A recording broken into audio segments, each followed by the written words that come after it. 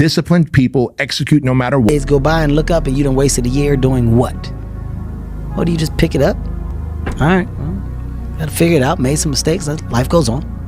Let me figure out life from this point. What if? A lot of times I'll be in a 200-mile run or something like that, and I'm all jacked up. Body's broken, mind's broken, spirit's broken. I started to say, what if I can pull this off? When I first walked into the Navy SEAL recruiter's office, he looked at me and said, there's only been 35 African Americans in 70 years make it through. You know what I said to myself? What if I can be the 36th? It's the what if I can pull off a miracle. What if I can become someone that no one thinks I can be? And just me talking about that, I have the hair going up on my arms because it makes me just like, what if? Well, you got your own back in life. You're not relying on somebody else, hoping they come through for you. No, you're blaze trailing, making new paths. Self-dependent, self-reliant, self-dominating, self-success. Bet on yourself, guys. You'll never lose if you bet on yourself. Listen, when I came to the United States, I remember that I trained 5 hours a day, every day, and I was managing a construction business and I was a bricklayer. And I went to college also. And I took acting classes from 8 o'clock at night to 12 o'clock midnight. All of that in one day. Every day I did that. I did not worry about it. I knew that I had 24 hours and I didn't want to waste one single hour. Because I believe of what Ted Turner said, who is one of the great entrepreneurs who started CNN and so on. He said, early to bed, early to rise, work like hell and advertise. So that's what I believe. Just remember, you can't climb that ladder of success with your hands in your pockets. You must work your ass off. It's that simple. God damn it, I know you're a good human. I know there's a higher level human in you who deserves love, who deserves connection, who deserves to be complimented, who deserves to be respected. However, if you don't carry yourself as that person, because you don't love yourself, you don't connect with self, you are addicted to vices, you are constantly watching television and social media, scrolling all day and constantly sucking in negative information from the news or social media. If your self-worth is so eroded and you're allowing it, certainly other people are going to be like, well, it's okay to treat this person like a piece of shit.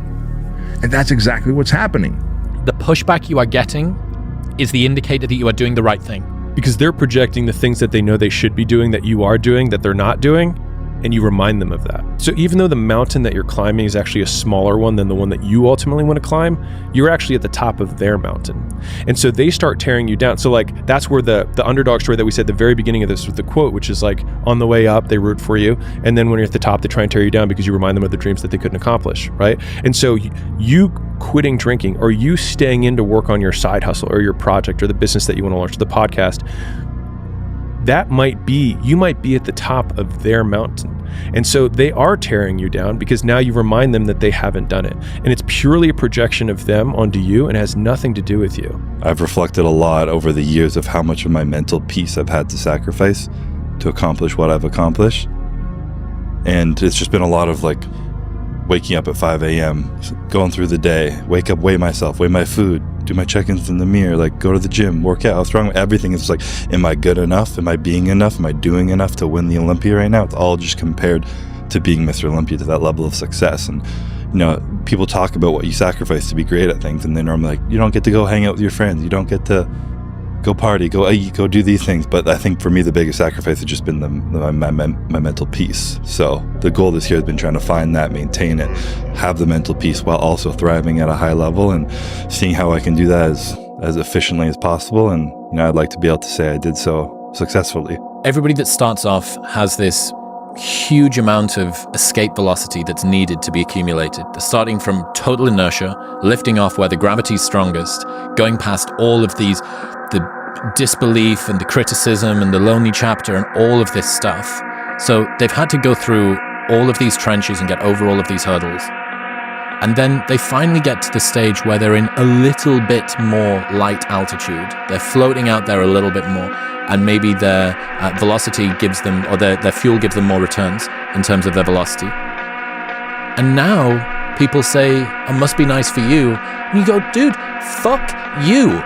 Like, if you could have seen how much criticism and hard work and lonely nights and all of this stuff when nobody was watching and I was unsure of myself, chronically miserable, and I criticized and all my friends took the piss out of me and I did all of these things. I had to go through all of that for you to now say, must be nice. Very few decisions are final. Even something like buying a house. Should I buy this house? Oh my gosh, it seems like, if you buy a house and you decide it wasn't the house that you wanted, you sell the house.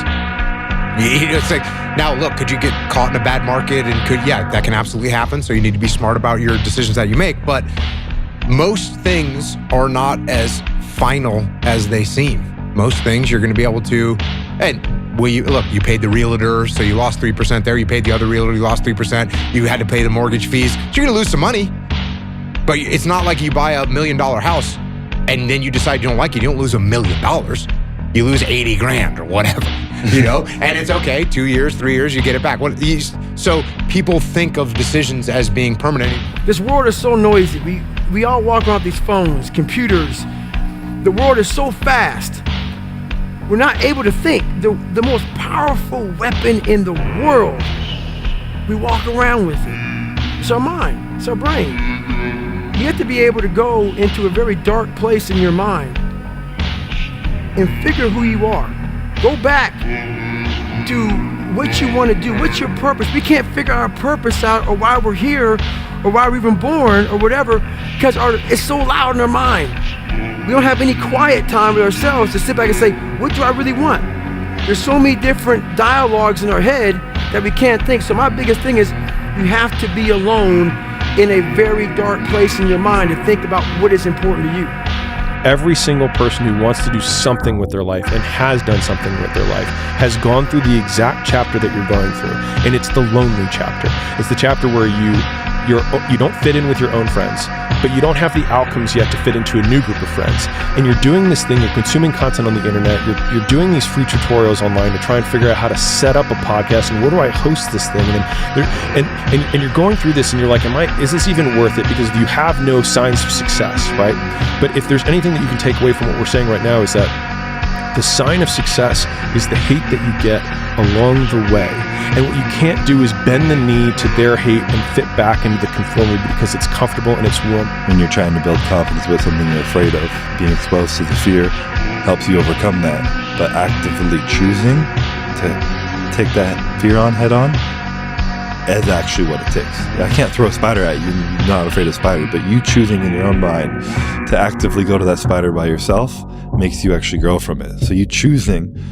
Motivation's great, but if you can't fit shit in your brain because it's all fucking cluttered with shit, there's no discipline. You may have it sometimes when it fits in that crowded garage of your mind, but you don't have the consistency that you need to have with that discipline. This was a time of year where we hit a lull a couple times, and we can't let that happen, no matter what's going on. Me and 9-1, me and Jan say it to each other every day. Nobody cares, At the end of the day, nobody cares. What we're going through, how your body feels, nobody cares. We gotta do our job, and we emphasize that to each other again today. Hey, I got your back, you got mine. Nobody cares, man. We gotta go. And before practice, during practice, after practice, we're always just trying to push whoever's listening. Is it fair? No, because I want to have emotions about things. I want to think about things as a human being. These weird insults that we have to ourselves on a daily basis that no one is ever going to give you any applause for. So you get caught up in traffic in a way that wasn't your fault, and then when you get there, the person that you're dealing with, something goes wrong with that, and something else goes wrong with this, and something else goes wrong the whole day, all the way down. And no one of these is impressive or grand or magnificent in any way. And you manage to sort of weave your way through the day, keeping your cool, and you don't lose it, and you manage to kind of make the best of that whole day. And you get to the end of it, and there's no one applauding you for having got through that. And yet you look back at the day and you go, holy fuck, I'm really proud of myself for that. Life's hard. And sometimes we don't need Men's Mental Health Awareness Month. Is that what they call it? We need Men's Grow a Set Month. We need Men Stop Whining Month. Now, I know things are hard for some of you. I know things are extremely difficult for some of you.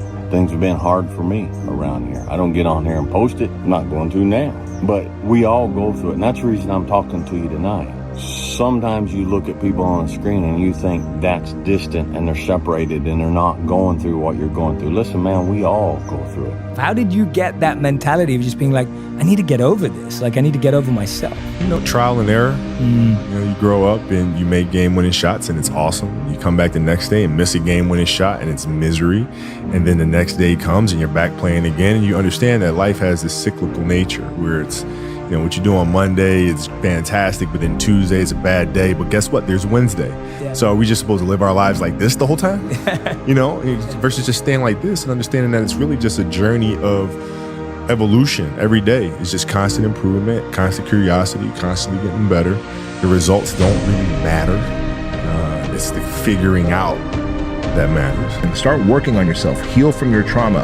Overcome the past. Forgive. I'm not saying forget, but forgive the people that have wronged you, because you're just holding yourself hostage if you haven't forgiven them yet, right?